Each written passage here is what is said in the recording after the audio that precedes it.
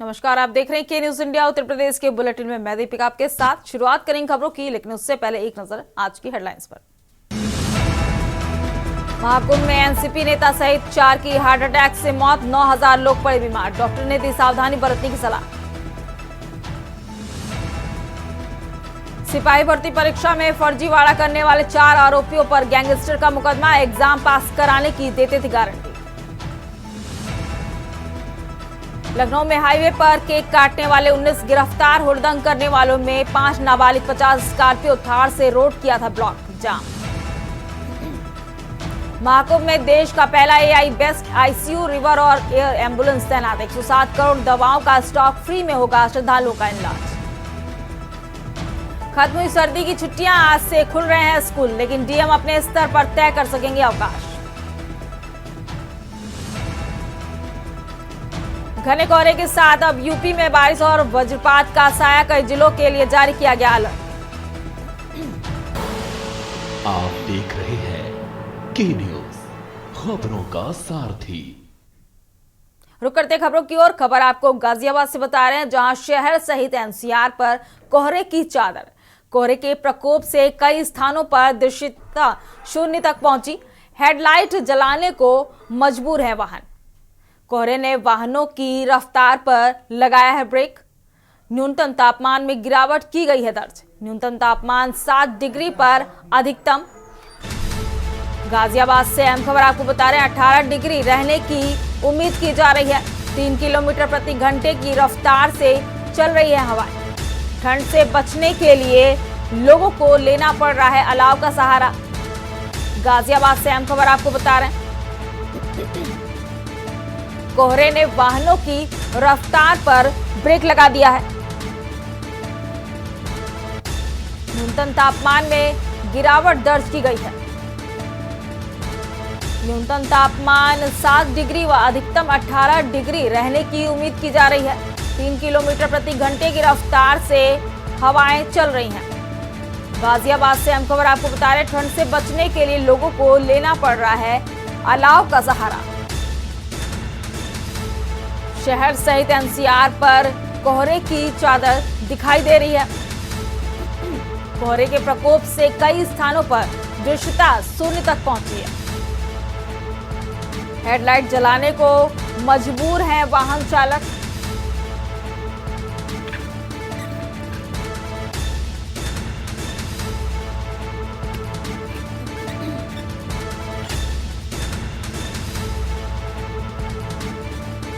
गाजियाबाद से अहम खबर आपको बता रहे हैं, कोहरे की चादर से ढका शहर।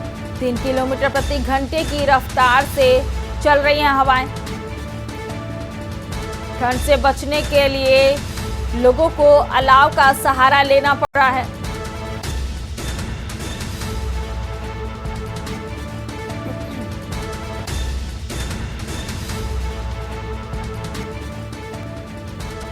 हेडलाइट जलाने को मजबूर है वाहन चालक।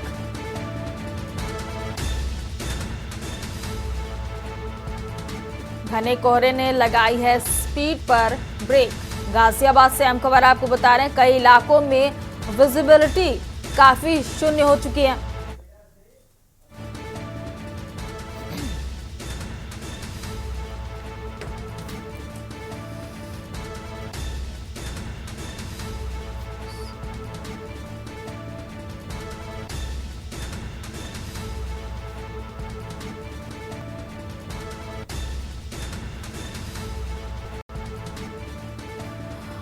इसी खबर पर जगह जगह से हमारे संवाददाता हमारे साथ जुड़ चुके हैं। नोएडा से अशोक द्विवेदी और बुलंदशहर से अनिल मीणा हमारे साथ जुड़ चुके हैं। पहले रुक करते हैं अशोक द्विवेदी जी के तरफ, नोएडा की तरफ। अशोक द्विवेदी जी, क्या स्थिति है नोएडा में? विजिबिलिटी काफी शून्य दर्ज की जा रही है, खबरों से पता चल रहा है। मैं आपको बता दूं, यहाँ पर जो विजिबिलिटी है वो बिल्कुल 0 हो चुकी है। रफ्तार पे रोक लग गया है। यहाँ तक कि अगर यहाँ पे वाहन चलाते हो तो वाहन चलाते टाइम में हेडलाइट खासा परेशानी हो रही है। मैं आपको बता दूं कि नोएडा का काफी बिजी शहर है ये, जहाँ पे हम खड़े हैं आप देख सकते हैं मेरे खुद के रोड पर। यहाँ पे गाड़ियों की रफ्तार जो है बिल्कुल थम चुकी है। जिसको लेकर कोहरे को लेकर के ज्यादा खासा परेशानी हो रही है यहाँ के लोगों को, खास करके ऑफिस के लिए निकलते हैं, जैसे ऑफिस जाने के लिए लोगों को जाना मजबूरी में पड़ रहा है क्योंकि विजुअलिटी बिल्कुल नहीं है, जिसको लेकर के ऑफिस लेट हो गए। वही मैं आपको कल नोएडा डीएम का एक मैसेज आया था जिसको लेकर के आज से स्कूलें भी खोल दी गई, जिसको लेकर के स्कूल बच्चे भी जो है आज विजुअलिटी की वजह से स्कूल जाने में लेट है। छोटे छोटे बच्चे जो है वो स्कूल जाने के लिए लेट हो रहे हैं, जो कि बाहर खड़े, जैसे तस्वीरों में आप देख सकते हैं कि बाहर खड़े बच्चे इंतजार कर रहे हैं बसों का। कहीं ना कहीं आपको देखा जाए तो अगर कोहरे को लेकर के यहाँ पे जाम की स्थिति बन गई है जगह जगह पर, जिसको लेकर के बच्चे स्कूल भी टाइम से नहीं पहुंच पा रहे थे। रुक करते हैं अनिल मीणा जी की तरफ। बुलंदशहर की क्या स्थिति बता रहे हैं अनिल मीणा जी? वहां पे प्रशासन की तरफ से क्या व्यवस्थाएं की गई हैं? अलाव की क्या व्यवस्था है? रैन बसेरों को लेकर अगर बात करी जाए तो प्रशासन स्तर पर क्या व्यवस्थाएं की गई हैं?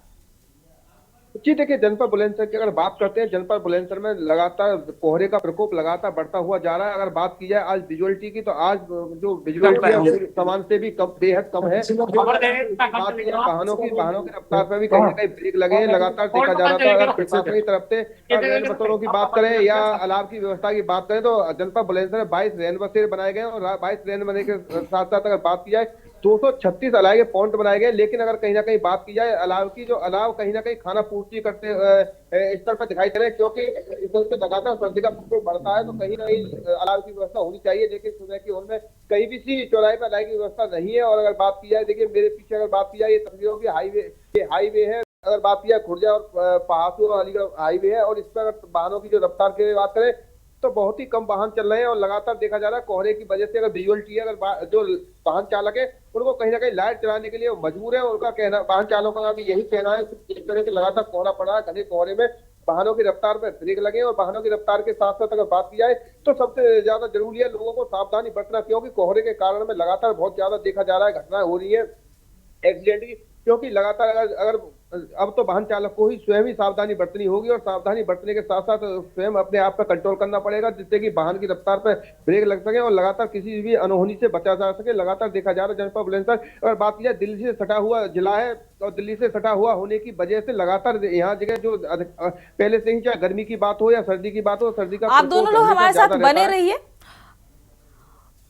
बात करें गाजियाबाद की, जहां कोहरे की चादर से पूरा शहर समा गया है और वहां ठंड से न्यूनतम तापमान भी गिर चुका है। अब बात करेंगे ग्रेटर नोएडा की, जहां कोहरे व ठंड का कहर जारी है। रात गहराने के साथ घना कोहरा देखा गया है। सुबह तक जारी रहा ये कोहरा, दिन के समय भी दिख रहा है रात जैसा नजारा।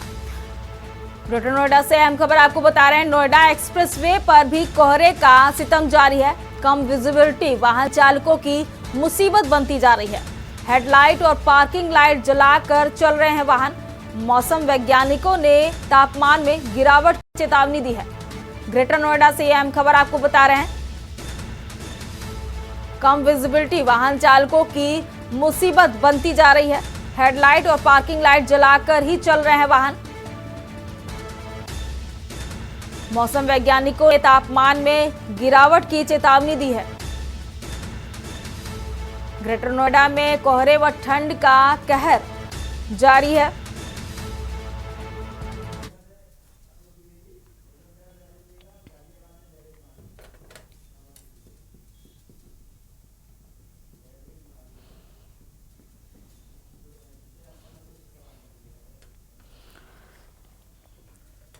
इसी खबर पर हमारे साथ नोएडा से अशोक द्विवेदी जी जुड़े हुए हैं और बुलंदशहर से अनिल मीणा और गाजियाबाद से जयवीर मावी जुड़ चुके हैं। अब बात करेंगे सबसे पहले नोएडा में अशोक द्विवेदी जी से। अशोक द्विवेदी जी, रैन बसेरों की अगर बात करी जाए तो प्रशासन स्तर पर क्या स्थिति बनी हुई है? अशोक द्विवेदी जी, बता दूं, रैन बसेरा तो यहाँ जगह जगह बनाए गए हैं, जिसको लेकर के यहाँ पे लोगों को रैन बसेरे में रखा भी जा रहा है। लेकिन वहीं अगर देखा जाए, पहले तो जब सर्दी की स्टार्टिंग हुई उस टाइम में तो अलाव की व्यवस्था की गई, लेकिन अब कहीं ना कहीं चौराहे पे कोई अलाव की व्यवस्था नहीं दिखाई दे रही है, ना रैन बसेरों में कोई साथ इंतजाम दिखाई दे रहे हैं, जिसको लेकर के अब जो है ठंड के साथ साथ कोहरा भी पड़ना स्टार्ट हुआ। जो कोहरे को लेकर के यहाँ पे लोग सबसे ज्यादा परेशान है। आप देख सकते हैं दिन में भी रात जैसी स्थिति दिख रही है। यहाँ की विजुअलिटी इतनी जीरो हो गई, जिसको लेकर के यहाँ आने जाने वाले लोगों को सबसे ज्यादा दिक्कतों का सामना पड़ा है, खास करके वाहन चालकों को, जो पार्किंग लाइट और लाइट जला करके चल रहे हैं, जबकि उनकी रफ्तार जो है काफी थम चुकी है, काफी धीरे धीरे नोएडा शहर की स्पीड थम चुकी है। सही अगर देखा जाए तो नोएडा और ग्रेटर नोएडा की स्पीड थम चुकी है। वहीं मैं आपको बता दूं, ग्रेटर नोएडा एक्सप्रेस वे, जहां से पूरे उत्तर प्रदेश को दिल्ली से कनेक्ट करता है, ग्रेटर नोएडा एक्सप्रेस वे, हादसे की बहुत बड़ी संभावना बनी हुई है। दीपिका, अब हम रुक करेंगे गाजियाबाद की तरफ। जयवीर जी, मावी, वहां की क्या स्थिति बनी हुई है? विजिबिलिटी लगातार शून्य दर्ज की जा रही है और यहां तक कि ये भी खबर सामने आ रही है कि दिन में भी वाहनों को लाइट जलाकर काम चलाना पड़ रहा है। क्या स्थिति है वहां पर? देखिए दीपिका, आपको बता दें कि गाजियाबाद एनसीआर में जिस तरह से सुबह से ही धुंध पड़ी हुई है, विजुअलिटी काफी कम है। आप मेरे पीछे तस्वीरों में भी देख पाएंगे कि कुछ दूरी पर भी दिखाई नहीं दे रहा है। ऐसे में जो वाहन चालक है उनके सामने काफी समस्याओं का सामना करना पड़ रहा है, क्योंकि विजुअलिटी नहीं होने की वजह से वाहनों की स्पीड जो है पूरी तरह से रुकी हुई है। वाहनों की स्पीड पर ब्रेक लगा हुआ है। वहीं जो वाहन चालक है अपने वाहनों की लाइट जलाकर यहाँ पर चल रहे हैं। बात करें तापमान की, तो तापमान, न्यूनतम तापमान लगभग 7 डिग्री सेल्सियस है और उच्चतम की बात करें तो 18 डिग्री सेल्सियस तक जाने की उम्मीद है। वहीं मौसम विभाग की बात करें तो मौसम विभाग ने भी दिल्ली एनसीआर में यह बारिश का येलो अलर्ट जारी किया है और संभावना जताई है कि आने वाले कुछ घंटों में दिल्ली एनसीआर में बारिश हो सकती है, तो जिसके चलते तापमान में और गिरावट होगी। तो कहीं ना कहीं जिस तरह से लगातार तापमान में गिरावट हो रही है, अपने आप में कहीं ना कहीं जो आम लोग हैं उनका जीवन पूरी तरह से कहा जा सकता है कि रुका हुआ है। कार्य की बात करें तो कार्य पर जाने वाले लोगों को भी समस्याओं का सामना करना पड़ रहा है। ऐसे में जिस तरह जो सर्दी आप देख पाएंगे पीछे तरह पूरी तरह से धुंध अभी तक भी है और विजुअलिटी की बात करें तो विजुअलिटी यहाँ पर शून्य के बराबर, यानी कि लगभग कुछ ही दूरी पर हम यहाँ पर अपनी आंखों से देख पा रहे। तो कहीं ना कहीं जिस तरह से लगातार विजुअलिटी यहाँ पर गिर रही है, तापमान गिर रहा है, लोगों को समस्याओं का सामना करना पड़ रहा है। वहीं नगर पालिका की बात करें या जिलाधिकारी के द्वारा निर्देश दिए गए हैं कि दिन और रात सभी जगह अलाव जलाने हैं, जिससे कि जो राहगीर हैं उनको समस्याओं का सामना ना करना पड़े। लेकिन इसके बावजूद भी बहुत सारी जगह ऐसी हैं जहां पर अभी अलाव नहीं देखे जा रहे हैं। कुछ जगह जो चिन्हित जगह है वहीं पर अलाव जलाए जा रहे हैं। तो ऐसे में कहीं ना कहीं अगर अलाव की बात करें तो अलाव में भी राजनीति हो रही है। जैसा कि लौनी नगर पालिका के अधिकारी का कहना था कि अलाव के लिए भी यहाँ पर राजनीति की जा रही है। अलाव केवल जो प्रतिनिधि है अपनी जगह पर लगवाना चाहते हैं, जो वास्तविक जगह है वहां पर नहीं लगवाना चाह रहे। तो कहीं ना कहीं जिस तरह से इस सर्दी में भी नेता अपनी राजनीतिक रोटियां सेक रहे हैं, वहीं जो आम जन है पूरी तरह से त्रस्त नजर आ रहा है, पूरी तरह से समस्याओं से घिरा हुआ नजर आ रहा है। ऐसे में जो दिहाड़ी मजदूर है उनके सामने काफी समस्याओं का सामना है उनके, क्योंकि जो दिहाड़ी का काम है वो नहीं हो पा रहे हैं। वहीं जिस तरह से लगातार ठंड बढ़ रही है तो कहीं ना कहीं आम जनजीवन पूरी तरह से अस्त व्यस्त है। सड़कों पर जो वाहन है वो कहा जा सकता है कि वाहनों की स्पीड कम होने से सड़कों पर जाम लग रहा है और जो लोग अपने रोजगार के लिए या फिर नौकरी के लिए जाना था उन्हें या दफ्तर जाने के लिए जल्दी निकलना पड़ रहा है या फिर वो देरी से दफ्तर में पहुंच गए। तो कहीं ना कहीं जो सर्दी का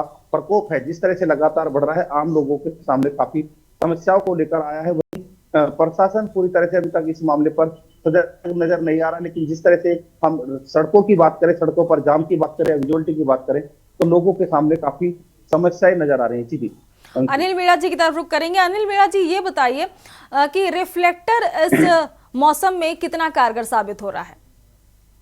जी देखिए, अगर बात किया रिफ्लेक्टर की, रिफ्लेक्टर वाकई बहुत कारगर साबित होता है, लेकिन अगर बात की जाए प्रशासन की तरफ से इस तरह की अभी कोई भी जागरूकता अभियान नहीं चला गया है, जिससे कि जो वाहन है, अगर बात की जाए जो लगातार वाहनों का जिस तरह से पीछे रिफ्लेक्टर लगाने चाहिए, क्योंकि रिफ्लेक्टर जो लाल कलर का होता है, लाल कलर कोहरे में कुछ दूसरे दिखाई देता है, जिससे कि वाहन चालक अपनी कहीं ना कहीं गति को, जो तेज गति होती है उसको कहीं ना कहीं धीमी करने में कंट्रोल कर लेते हैं। तो क्योंकि लगातार देखा जा रहा है तो कहीं ना कहीं प्रशासन की लापरवाही हम जरूर कहेंगे। और अगर बात की जाए तमाम जिस तरह से चाहे अगर जिस तरह से इस समय गन्ना का जो समय चल रहा है, गन्ने के समय की अगर बात करें, तमाम व्हील प्रशासन जो जितने भी व्हील प्रबंधक है उनकी भी लापरवाही कहेंगे, क्योंकि बड़े बड़े जो ट्रक हैं और बड़े बड़े जो ट्रैक्टर हैं उनमें गन्ना करीब 300 से 400 कुंटल के करीब गन्ना लेके जाते हैं और लगातार गन्ने के जो बताया जा रहा है कि गन्ने से भी लगातार घटनाएं काफी घटित हुई है, क्योंकि जो बड़े बड़े जो वाहन है ओवरलोडिंग चलते हैं और ओवरलोडिंग चलने की वजह से जिस तरह से जो व्हील प्रबंधन है उनके द्वारा भी किसी तरह की कोई भी रिफ्लेक्टर नहीं लगाया जा रहा है, लोगों को जागरूक नहीं किया जा रहा है, जिससे कि वाहनों की रफ्तार पर कोई ना कोई ब्रेक लग सके। और बात किया मौसम विभाग की, मौसम विभाग ने जिस तरह से 2 दिन से लगातार आसमान में घने बादल छाए हुए, एनसीआर क्षेत्र में बारिश की संभावना भी जताई जाती है। लेकिन अगर बात किया प्रशासन की तरफ से तो प्रशासन ने शुरू में तो जरूर तमाम रैन बसेरों का और अलावों का निरीक्षण किया था। लेकिन अब देखा जा रहा है कि जिस तरह से सर्दी का प्रकोप बढ़ता जा रहा है और फिर से, लेकिन अगर प्रशासन की तरफ से बात है, ना तो कोई निरीक्षण किया जा रहा है रैन बसेरों का, ना अलाव की कोई व्यवस्था की जा रही है। देखा जा रहा था जो चौराहों पे एक तो शाम के खाना अलाई लगाए जा रहे थे, अब वो भी अलाई लगाने बंद हो गए। तो कहीं ना कहीं प्रशासन ने एक बार फिर से लापरवाही करना शुरू कर दिया। अब देखना लगातार जो गरीब वर्ग के, जो तबके के जो लोग हैं, उनके लिए कहीं ना कहीं मजदूरी करने में कहीं ना बहुत ज्यादा परेशानी का सामना करना पड़ा, क्योंकि जो गरीब लोगों को इस समय सबसे ज्यादा दिक्कत आ रही है, क्योंकि वो रोज खाने कमाने वाले जो लोग हैं वो घर से बाहर नहीं निकल पा रहे। लगातार सर्दी का और कोहरे का सितम जारी है। तो अगर बात किया, देखिए मेरे पीछे आप तस्वीरों में भी देख सकती है कि जिस तरह से अगर देखा जा रहा है धुंध, और ये जो हाईवे है, ये अगर हाईवे की बात करें तो ये जो हाईवे खुर्जा और अलीगढ़ मार्ग है, और इस पर लगातार पूरे दिन सैकड़ों वाहन चलते, लेकिन घने कोहरे के कारण वाहनों की रफ्तार भी कम हुई है और वाहन भी बहुत कम चल रहे हैं। तो कहीं ना कहीं लगातार कोहरे से बहुत ज्यादा परेशानी तो लोगों के सामने जरूर ही है। अगर बात की जाए प्रशासन की तरफ से, तो प्रशासन ने 22 रैन बसेरे बनाई है जनपद बुलंदशहर में, और रैन बसेरे के साथ साथ अलाव की बात की है तो 236 पॉइंट अलाव के बनाए गए, लेकिन वो सिर्फ कागजों में ही सिमट के रह गए हैं। और अगर जमीनी हकीकत की बात करें तो कहीं ना कहीं प्रशासन की लापरवाही देखने को मिल रही है, और लगातार अब लोग अधिकारियों को आपको यहाँ रोकना चाहेंगे। जयवीर मावी जी, आपसे जानना चाहेंगे कि प्रशासन की इस तरह से लापरवाही, जो मौसम ने 2 दिन के बीच में इतनी बड़ी करवट ली है, ठंडक ने लगातार तापमान में गिरावट दर्ज की जा रही है, तो प्रशासन की तरफ से इतनी बड़ी लापरवाही देखी जा रही है, तो क्या जवाब उनकी तरफ से आ रहा है? क्योंकि अलाव जलाने की व्यवस्था तो सीएम के आदेश दिए गए थे और डीएम ने उनके भी निर्देश दिए थे कि अधिकारी उस पे कार्रवाई करते रहे। देखिए, जो सीएम के जो मुख्यमंत्री कार्यालय के जो आदेश आते हैं वो केवल फाइलों में सिमट कर रह जाते हैं। मुख्यमंत्री का आदेश आता है जिलाधिकारी के लिए, और जिलाधिकारी तमाम उन पालिकाओं को निर्देशित करते हैं कि आपको दिन और रात में अलाव जलाने हैं। लेकिन जो निगमों के जो अधिकारी हैं वो कहीं ना कहीं इन नियमों की अनदेखी करते हैं, या कहा जा सकता है कि अलाव के नाम पर जो लकड़ी के जो बजट होता है, जो बजट खरीद फरोख्त का होता है, उसमें बड़े पैमाने पर घोटाला किया जाता है, क्योंकि जितनी लकड़ी जलाई जाती है और बजट उससे काफी ज्यादा का बनाया जाता है, और अधिकारियों को दिखाया जाता है, मुख्यमंत्री तक ये संदेश दिया जाता है कि जगह जगह अलाव जलाए गए हैं। कुछ जगह पर जो पालिकाओं के कर्मचारी पहुंचते हैं वहां पर अलाव के लिए लकड़ी रखते हैं, कुछ लकड़ी रखकर पेट्रोल या डीजल से उसमें आग लगाते हैं, फोटो खींचकर अपने काम की इतिश्री, यानी कि उस काम को पूरा समझ लिया जाता है कि यहाँ पर अलाव जलाए जा रहे। तो कई जगह वो फोटो जो है एक बार के ही फोटो कई बार भेज दिए जाते हैं, कि एक बार में अलग अलग एंगल से फोटो लिए जाते हैं, उन्हीं को बार बार अपलोड किया जाता है। तो कहीं ना कहीं जिस तरह से जो अलाव के लिए लकड़ी आती है, उस लकड़ी पर भी कहीं ना कहीं घोटाला किया जाता है। तो कहीं ना कहीं अधिकारी भ्रष्टाचार में लगे हुए हैं, और मुख्यमंत्री के जो निर्देश है वो केवल फाइलों तक ही सीमित रह जाते। तो कहीं ना कहीं जिस तरह से अलाव की हम बात करें, आप देख पाएंगे कि गाजियाबाद जनपद में तमाम जगह पर आप जाए, कहीं पर भी आपको अलाव नजर नहीं आएंगे, केवल मुख्य चौराहे या फिर कुछ एक दो जगह ऐसी है जहां पर वो अलाव जलते हैं। वहीं जैसा मैंने पहले भी बताया था कि इस अलाव में भी जो स्थानीय नेता है, चाहे वो पार्षद हो, सभासद हो, वो अपनी राजनीति करते हैं अपने चहेतों के घर के बाहर, यानी कि अपनी इच्छा के अनुसार वो अलाव की जगह चिन्हित कराते हैं और अधिकारियों को उसकी लिस्ट थमा दी जाती है। तो कहीं ना कहीं इस अलाव को लेकर भी राजनीति और भ्रष्टाचार दोनों चरम पर हैं, और पूरी तरह से इस अलाव के लकड़ी का जो जितना बजट आता है वो पूरा खर्च नहीं किया जाता है, केवल अधिकारियों को गुमराह करने का काम पालिका के जो मतलब ये कहा जा सकता है कि सिर्फ दिखाने के लिए प्रशासन ने अलाव की फोटो तो भेज दी, लेकिन धरातल पे स्थिति बिल्कुल वही है। तीनों लोग का आपका बहुत बहुत शुक्रिया हमारे साथ जुड़ने के लिए, जगह जगह से तस्वीरें साझा करने के लिए। लगातार तापमान में गिरावट को देखते हुए विजिबिलिटी काफी कम नजर आ रही है और प्रशासन स्तर पर इसको लेकर कोई व्यवस्था नहीं दिख रही है। बढ़ते हैं अगली खबर की ओर। अगली खबर आपको लखनऊ से बता रहे हैं, जहां बसपा सुप्रीमो का जन्मदिन आज है। कार्यक्रम में स्वयं मौजूद रहेंगी पार्टी प्रमुख मायावती। दिन में 11 बजे प्रेस वार्ता करेंगी पार्टी अध्यक्ष। स्वयं लिखित पुस्तक का विमोचन भी करेंगी मायावती। राजधानी लखनऊ से अहम खबर आपको बता रहे हैं, आज बसपा सुप्रीमो का जन्मदिन है। स्वयं लिखित पुस्तक का विमोचन भी करेंगी मायावती।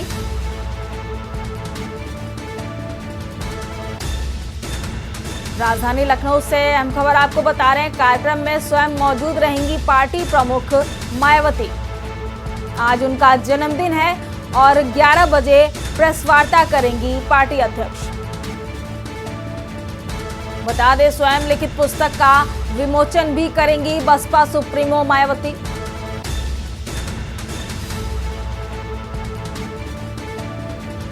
राजधानी लखनऊ से अहम खबर आपको बता रहे, कार्यक्रम में स्वयं मौजूद रहेंगी पार्टी प्रमुख मायावती। अगली अहम खबर भी आपको राजधानी लखनऊ से बता रहे हैं, जहां सपा सांसद डिंपल यादव का आज जन्मदिन है। सपा कार्यकर्ता सादगी से मनाएंगे जन्मदिन। कुछ दिन पूर्व अखिलेश के चाचा का निधन हुआ था। सादगी से मनाया जाएगा डिंपल यादव का जन्मदिन। राजधानी लखनऊ से अहम खबर आपको बता रहे हैं, कुछ दिन पूर्व अखिलेश के चाचा का निधन हुआ था, इस कारण सादगी से मनाया जाएगा डिंपल यादव का जन्मदिन। आज सपा सांसद डिंपल यादव जन्मदिन है। लखनऊ से हम आपको बता रहे हैं, सपा कार्यकर्ता सादगी से मनाएंगे डिंपल यादव का जन्मदिन। कुछ दिन पूर्व अखिलेश के चाचा का निधन हुआ था, इस कारण बेहद सादगी से मनाया जाएगा सांसद डिंपल यादव का जन्मदिन।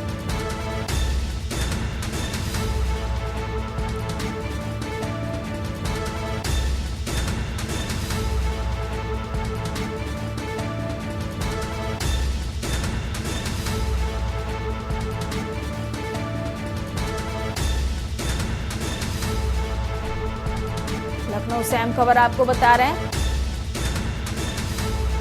आज सपा सांसद डिंपल यादव का जन्मदिन है, जो बेहद सादगी से मनाया जाएगा।